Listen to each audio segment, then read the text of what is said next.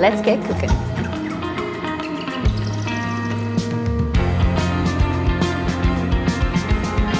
Good afternoon and welcome back to the Science of Taste series with the Academy of Edible Sciences and Ethno-gastronomy. I'm Executive Director, Chef Meg, and you're joining us today for our episode 8, and that is for all things beef and Maillard reactions. So let's jump right in and go to the whiteboard. So talking about all things meat would be a really long episode, so we're going to focus a little more and on beef itself, and then a little later talk about Maillard reactions, which is a chemical reaction and process that's happening as we cook our steak or our beef. So first, let's start with just a little anatomy and physiology of beef. Now, meat itself, which would include chicken and pork, beef, is going to fall under kingdom Animalia. So these are all animals, right? Even earlier in this series, every organism that we covered so far comes from kingdom Animalia. But now we're going a little bit more advanced, and we're looking at phylum Chordata. So these are chordates, which means that they have a vertebral column. Last week, when we were talking about different seafood, we were looking at invertebrates still when we were looking at the bivalves and crustaceans. But now we're on to chordates, and then our class for the beef we're looking at is Mammalia, which is the same as us, as humans, right? So far, we have a lot in common with beef. The difference between humans and beef in this case then falls under the order, and that's order Artiodactyla.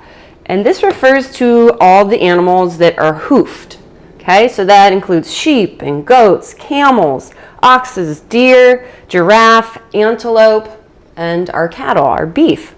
Now, when we look at the makeup of what we're eating, okay, so these beef cuts, the different beef cuts, we have 3 tissue types. Okay, and this includes muscle, fat, and connective tissue. All right, and the muscle is the main component of what we're actually eating when we sit down. We typically do cook it, and muscle is made up of different protein fibers, and there's thousands of them, and depending on how they are situated and organized or overlapping, some are tougher. So when we cook those fibers, they tense up. And for each cut of meat, it's going to have a varying amount of fat to it. And depending on that amount and the cut, we will prepare it differently. So we'll look at that a little bit later. And the third tissue here is the connective tissue.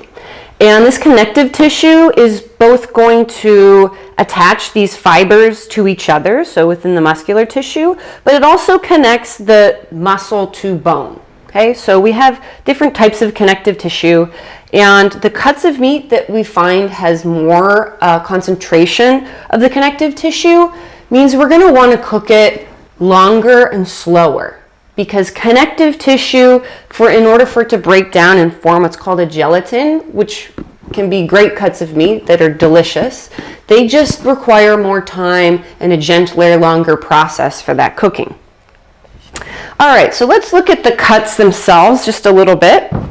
I have 2 of them going to prepare today. One is a strip and one is a ribeye. Okay, but let's just talk about a few of the most common cuts that we'll buy from the grocery store. So we have more leaner cuts like a filet mignon, which a lot of people go for. They love the fillets, right? And the fillet is located on the back of the cow and in an area that gets a very low amount of work. Okay, these are animals that are going to feed, move around, so some muscles they use more than others. So the fillet itself doesn't get a lot of work. The muscle isn't worked that much, and that's going to make it very tender. Okay, that's why we call it a tenderloin, right? Where it's located, but also it's very tender. But because it has a low concentration of fat, that means that it can easily get overcooked and dry up easily. So how we cook it, also depends on how we want it to turn out in the end. Now our strip, it still doesn't get a ton of work compared to maybe some of the other muscles, maybe like the ribeye. So it is somewhat leaner, but definitely has more fat content than the fillet is going to have. And that's located on the short loin part of the cow. And then we have the ribeye cut. And the ribeye typically does have some more marbling to it. It has a higher fat content to it. So when we cook it, that fat is going to render down, meaning once heat is applied, those fat molecules are going to kind of burst open, and we have aromatic compounds that are released. That's a lot of where the flavor comes from when we cook our beef, is from the fat itself. So the ribeye is a great cut for flavor, and it's going to render that fat down into oil. That's why we have a lot more oil in the pan when we're cooking a ribeye. Or if we're cooking over fire, which we'll be doing today, then we might get a lot of flare-up from the fire itself, because that fat is rendering down to oil and dripping into the fire, right? So we get some flare-up there. I just want to mention that on the fattier end of, it's not a cut, but Wagyu beef, which most of us have heard of, if we break down the word Wagyu, it's going to break down meaning Wa, Japan, and Gu meaning the cow, so Japanese cows. And the way that they breed these cows, the Wagyu beef, a lot of these cuts can have up to 40% fat. That's really, really high concentration of fat. And they have a really amazing marbling to their proteins, the color, the texture. So that's why on their scale of the best cut of Wagyu 2 is going to be very, very expensive.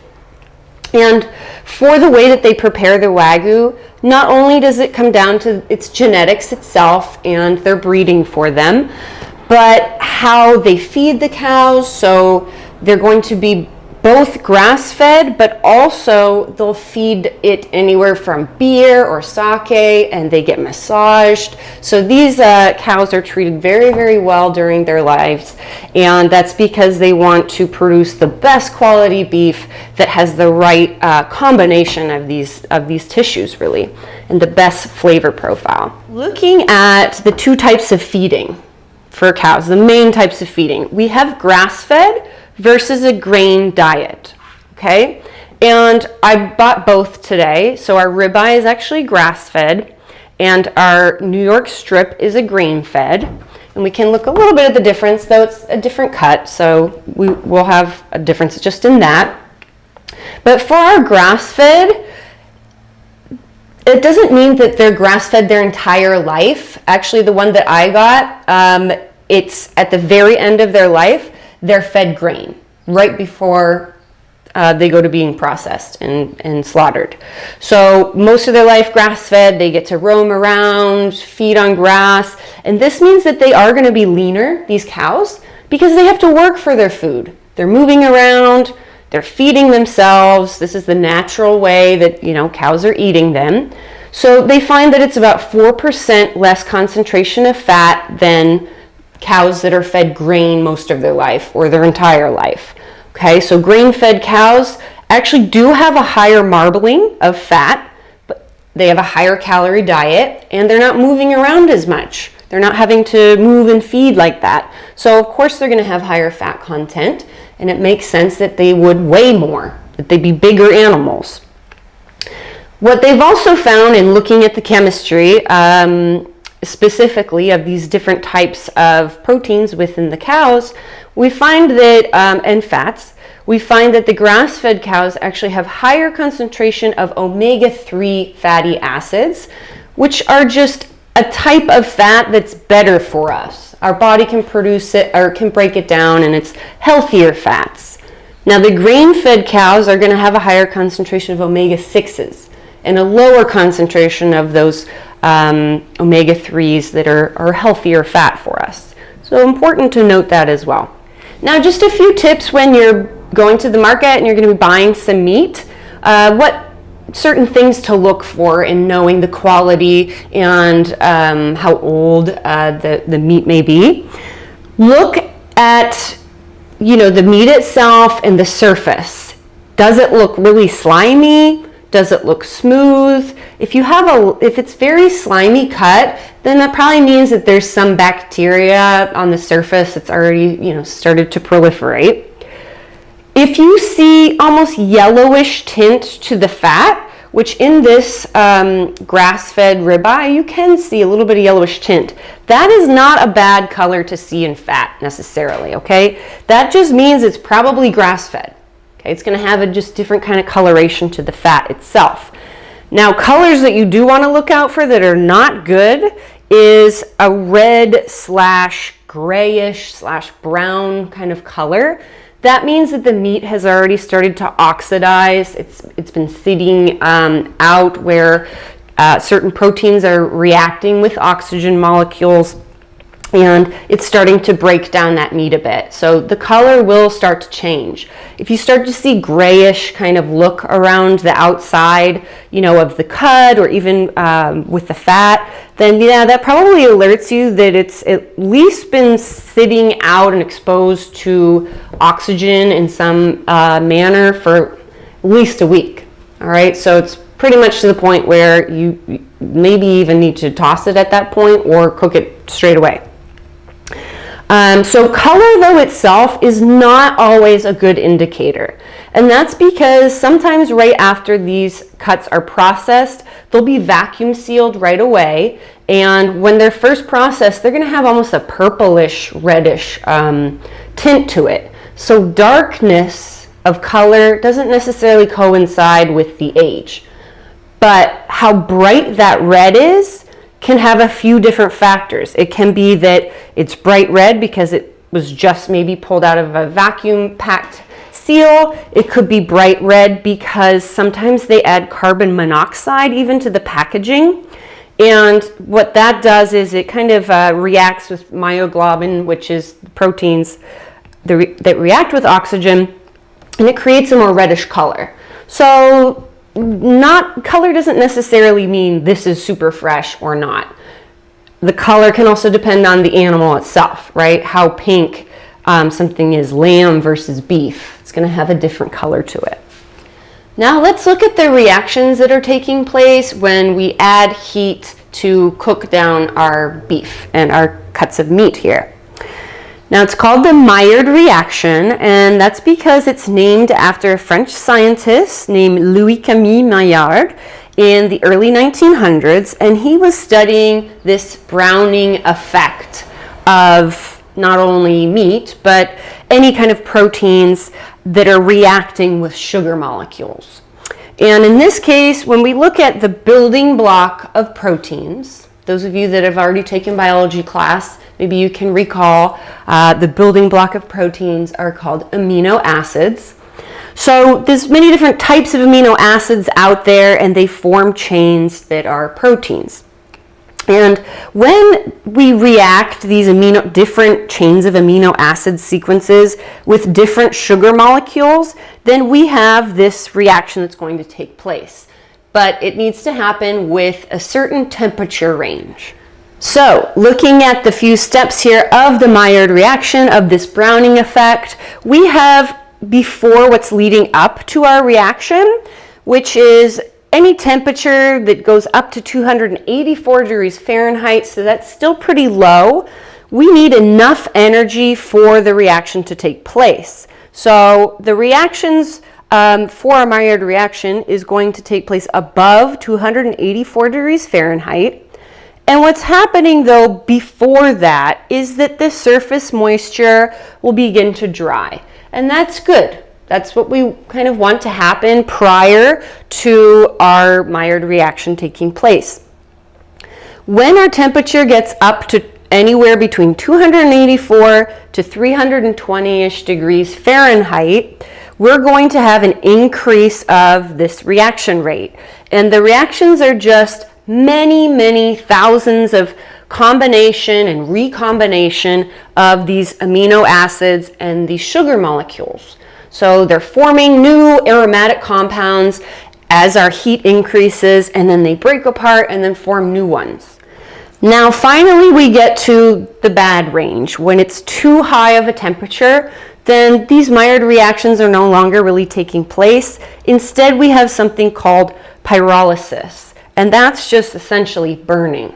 All right, so it's too high of a temperature, we start to get more bitter flavors that are coming out of these molecules that are formed, and more of that char flavor. A little bit of that can be good. Maybe we like to kind of burn that fat a little bit, and it gives a little bit of bitterness that's not necessarily unpalatable. But when it gets to the point of too much burning, then not only is that not good for us to eat, it's going to smell bad and it's not going to taste good either. So our range that we want to stay in to form this brown, crusty, delicious outer layer of our beef as we're cooking it down is it going to fall under that temperature range. So getting to our dish and to illustrate these Maillard reactions, we're going to cook both cuts of beef so that we can look at the difference as, you know, the fat's rendering down. Again, this was the strip and this is our ribeye, and our ribeye was the grass-fed one that they finished with grain feeding. So a little bit of grain fed there, but I'm going to set these aside and we're going to begin the other components of the dish. For this dish today, it's going to be pretty simple.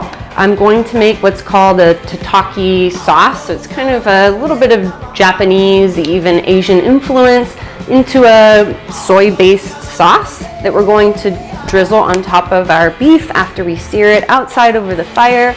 And I'm going to put it on top of a little bit of marinated pickled mushrooms and a simple dandelion salad.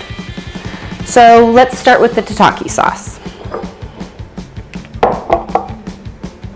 You'll need some soy sauce, a little olive oil, a little bit of toasted sesame oil. We're going to use some citrus today. I'm going to use a little orange and a little bit of lemon, but you can use any other citrus is fine. If you want to use lime in there, that's delicious. And some scallion, a little bit of parsley, and a little bit of oregano. I'm going to add just a little bit of fresh ginger, or a lot if you love the taste of ginger. Just going to take a couple thin, long slices here. Okay, and then I kind of layer them up. And first go lengthwise. And then I line them up again. And just as finely as you want to go, keep chopping up that ginger.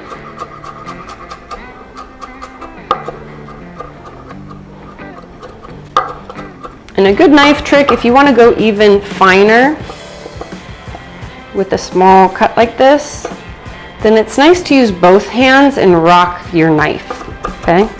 So kind of quicker motion, just kind of rocking my knife using both hands. And that's easier than kind of chopping like that.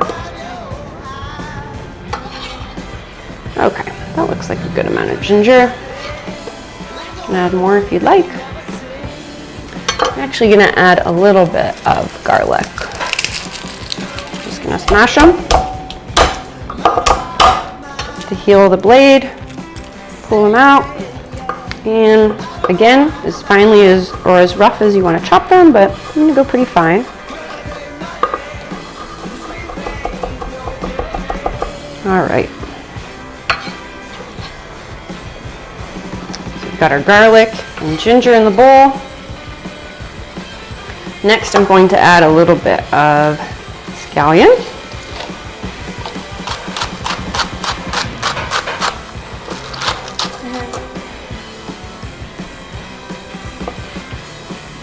Okay, there's scallion in there. All right, next I'm going to add my olive oil. Generous amount, I'd say maybe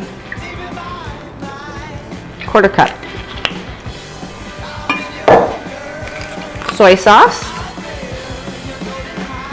quarter cup or so.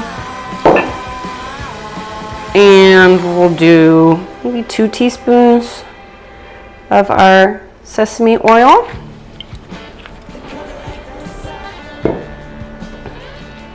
Start to mix that up a little bit, incorporate it.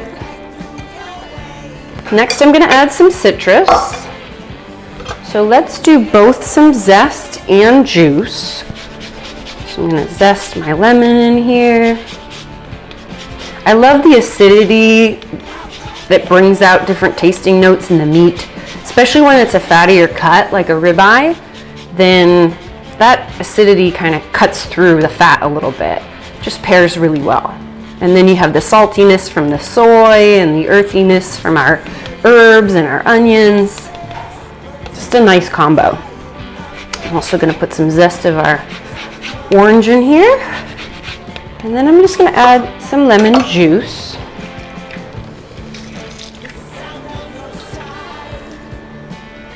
And probably just half of the lemon today. And this is a pretty good sized batch of this tataki sauce. You can use this for, a group of maybe 6 to 8 people even, and give them just little dipping sauces of it for their steak. All right, what's left is just adding our herbs. So I'm going to take a little bit of parsley, flat leaf parsley there, and a little bit of oregano. Chop up this oregano, rough chop our parsley. Okay, there we have it. It's our tataki sauce that we're just going to let sit and marinate those flavors together. And I've let our beef sit out so it can come more up to room temperature before we cook it over the fire outside. All right, welcome back. We've prepared our fire. We've got some hardwood here that's local to California that we've burned down. So we started it maybe 45 minutes ago or so, letting that burn down to some more ash. And what I like to do when I create a fire is move that ash to one side and then keep new logs burning on the other side, so that if that ash gets too low, and we can pull some more over and we can just kind of adjust. Because the goal here is to try and keep the fire relatively at the same heat level, okay? Because as we talked about, those Maillard reactions are going to take place between that range of temperature. So we don't want it to be too high, we don't want it to be too low. And our steaks today that we have, our ribeye and our strip, are both really thick cuts. I mean, we're looking at 1.5 inches about thickness. So once I get these on the fire, they're gonna need probably at least 5 minutes aside, but we'll kind of adjust depending on how our flame's happening and how our heat kind of holds off there. So I've just salted the outside of our steaks here. I'm gonna add a little dash of olive oil, just more so for the sticking impact on the grill. It's very hot, but just kind of prevents it from sticking on any one spot. But our ribeye has a lot more fat that's in there, so we'll see how that does on the flame compared to our strip. Love that sound, the sizzle.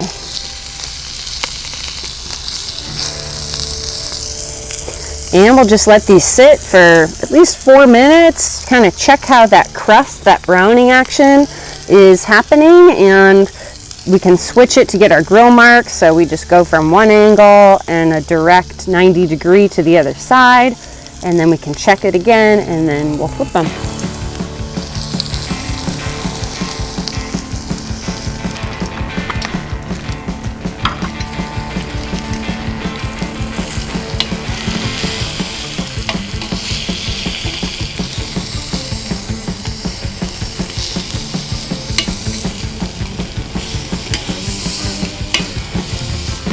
Okay, so it's been about 4 or 5 minutes on this first side, and I moved it from one angle 90 degrees to the other just to get those grill marks on there.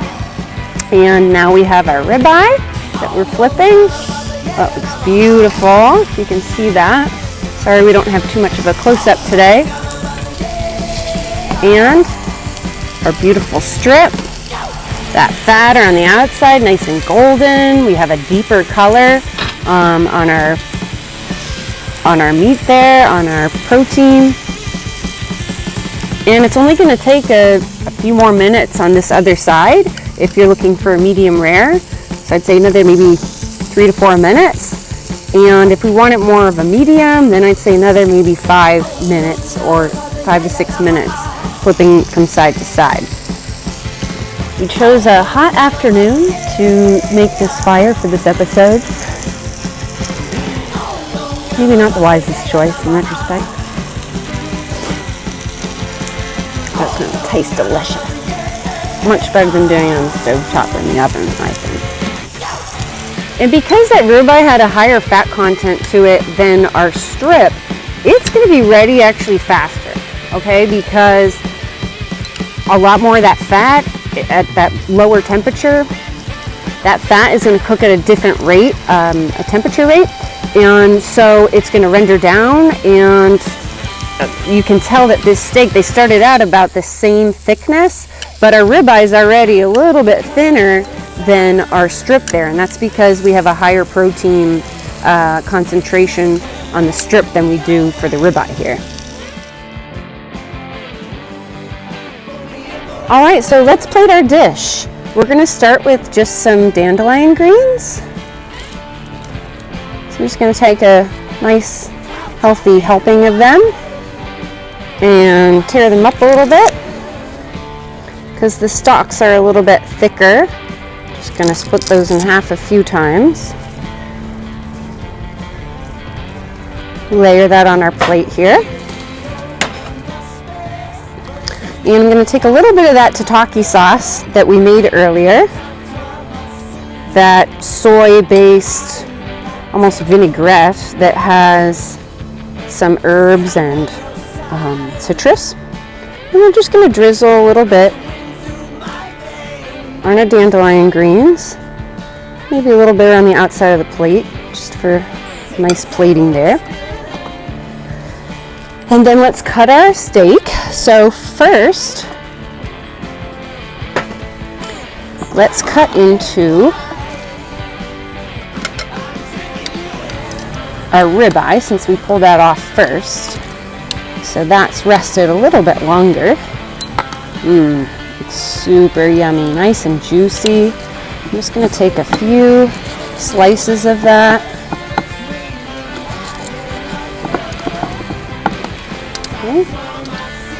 Transfer that onto our salad. Okay, and then let's cut into our strip as well.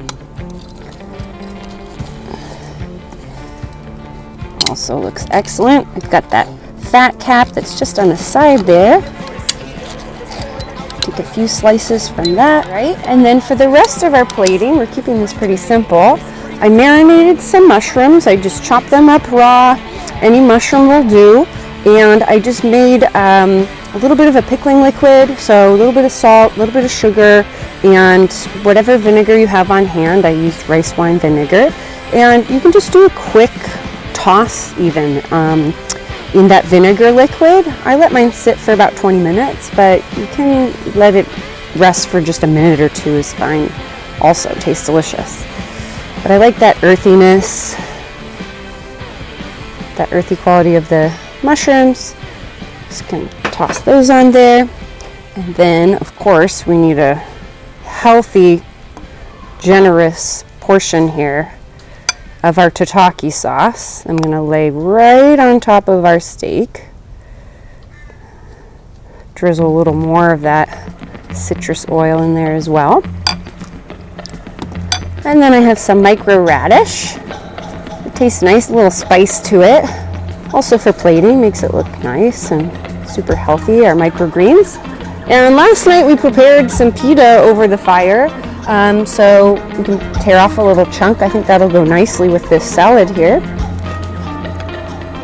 All right, and there you have it. There's our early evening, simple beef dish. We have on our dandelion greens, our citrus tataki sauce, lots of herbs and spring onion on there. And we tried both cuts of meat, the ribeye and the strip today. And we'll see how everyone likes that, the difference. I'm gonna cut in and try it. I'm gonna start with the ribeye because that really is one of my favorite cuts.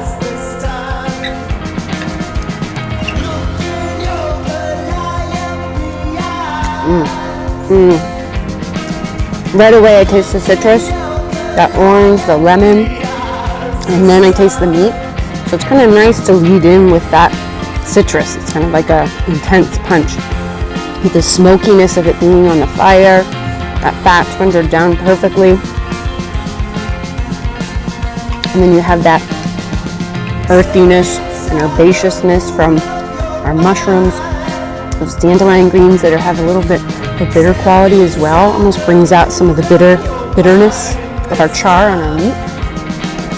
It's excellent. It's a nice sauce to just dip your bread in there too. For this dish and more, please join us online. Our website is ace.education, or you can find us on social media on Instagram at ace_of_SD. That's for San Diego. Until we see you next week, bon appetit.